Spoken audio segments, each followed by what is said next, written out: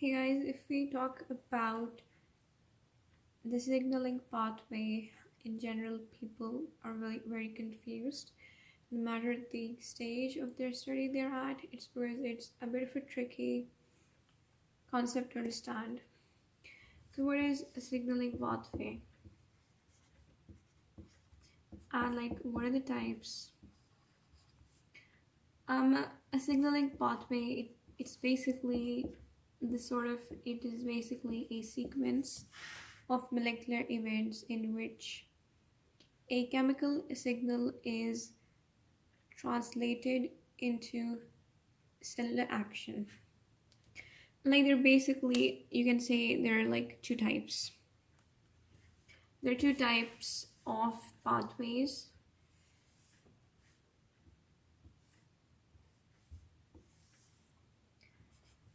Ones that involve a secondary messenger system and ones that do not involve a secondary messenger system. So what is a secondary messenger system and why is it necessary? Number one, you need to understand that a chemical message that is to be translated into cellular action is basically in the form of it can be a hormone, it can be a neurohormone, and it can be a neurotransmitter.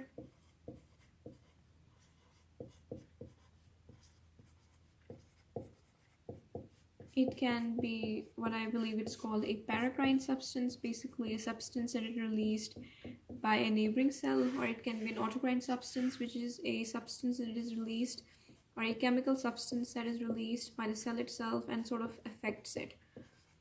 Now, if any of these chemical signals is carried in any of these forms, and let's say the thing in question is a hormone, the chemical signal is basically possessed by a hormone.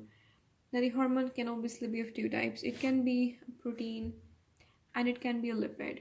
Now if it is a protein, it's a macromolecule, and one that is, if large enough, is incapable of crossing the plasma membrane, diffusing through the plasma membrane. So that is a problem. Oftentimes neurotransmitters such as acetylcholine is basically protein based, and the same holds true for the other categories. So if the chemical signal is carried by these vehicles which are unable to enter the cell by crossing over the plasma membrane, there's a bit of a difficulty because the signal is apparently stopped from entering the cell where it's supposed to cause these changes. So that is basically when we need the existence of a secondary messenger system. We can call these the first or the primary messengers, but they're only able to do half the work to get the information through the membrane and into the cytoplasm, and the parts of the cytoplasm where they're needed. We need a second messenger, right?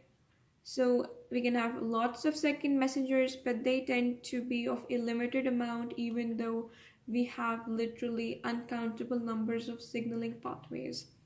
But the secondary messenger systems that are used tend to be of a more limited amount. We can have secondary messenger systems involving CAMP, secondary messenger systems involving CGTP, GMP. We can have secondary messenger systems involving calcium ions, involving IP3, involving DAP.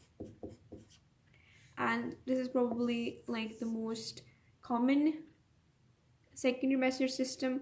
So these aren't the only ones, and even when you're talking about cyclic AMP, it has 10 different isoforms, but even still these choices are very limited compared to the number of number of processes that need the signaling pathways, and you would wonder how that works. It's because depending on where these are present, in which cell, what location, etc., etc., these exact same signaling pathways can have very different effects on very different cellular processes. So that is something you need to understand.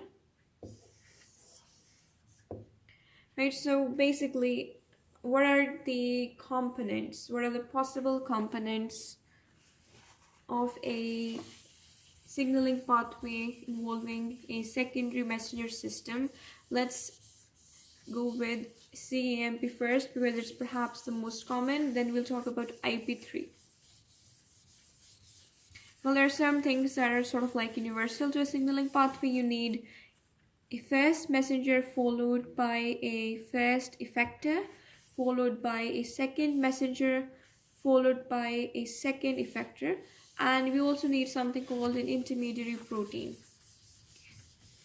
and that sort of like comes in between the fast messenger and the fast effector. It's basically a sort of like a contact between them. So let's have this be the cell membrane, right? And on the cell membrane we have this protein. This is like third, fourth, fifth, sixth, and seventh. Now the protein, this is a transmembrane integral protein. It basically spans the entirety of the cell membrane 7 times, and that is interesting. Now another interesting thing about this sort of protein that is a transmembrane protein is that it has a receptor at this point. It is a very specific receptor. And another important thing is that it seems to have a complex of proteins on the intracellular side of the plasma membrane. We have 3 basic proteins that are forming a complex. We have this red one, we have this blue one, and we have this green one. So this complex is interesting, right? And this complex, basically, this is the beta subunit, this is the gamma subunit, and this can be called the alpha subunit. And the alpha subunit is basically the thing in question, the thing that is important to us. So what is this entire complex? This entire thing, all of this is called a GProtein or GProtein coupled receptor system. So this is a receptor system that is coupled with a GProtein. And what is a GProtein? The actual GProtein is the alpha subunit. These over here, they ain't shit. Now this alpha subunit is, while at rest, while nothing is being happening, is associated with GDP. Alright, so what happens is basically we have a sort of like a chemical signal coming up, and which happens to be complementary to the site over here. We get a complex being formed. And what does the formation of this complex do? It basically sort of like causes conformation changes over here, and because of that, this thing over here is squeezed, and the GDP is sort of like, it's like thrown out. And what happens is something called nucleotide exchange. GDP is sort of like allowed to leave, and now we have an opening with the alpha subunit. What comes along is GDP. Now what GDP does, it basically activates the alpha subunit. And what that means is that while these 3 remain in place, these 2 remain in place, this basically sort of like, it gets disconnected from over here, it gets disconnected from over here. It sort of like moves along the length of the cell membrane. The activated globular protein plus its GDP, right? So what can it do?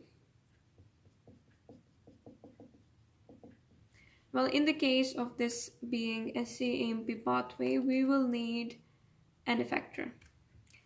We have the first messenger, and now we need an effector. Now, an effector is also a protein which happens to be on the cell membrane. And the name is adenylyl cyclase. And it is a very interesting protein. It's an actual enzyme. Like, this is basically a random drawing. Now, what basically does adenylyl cyclase do? It basically sort of like the alpha subunit and the GDP, it sort of like goes over there. And then what happens is an ATP comes along. And with the power of this alpha subunit and the GDP causing its activation, this basically activates this enzyme. You have the ATP being converted into cyclic AMP. What cyclic AMP does, it basically connects with something called an inactive kinase A, which becomes activated, which in turn phosphorylates a lot of enzymes. And these now activated enzymes, their effect is amplified. And they end up doing the cellular changes that we wanted in the first place. This is using CAMP pathway.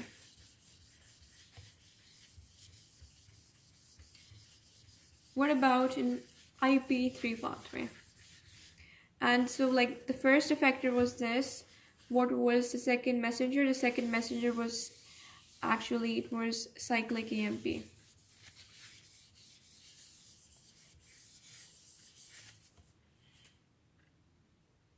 Now if you apply this to a situation in which we need a second messenger because we have a chemical signal that is hydrophilic, and this time the second messenger system that is involved in a particular mechanism is, for example, the IP3 and calcium pathway. In this again we will have a cell membrane, and the cell membrane is like right over here. And what is something that is in common is that we will have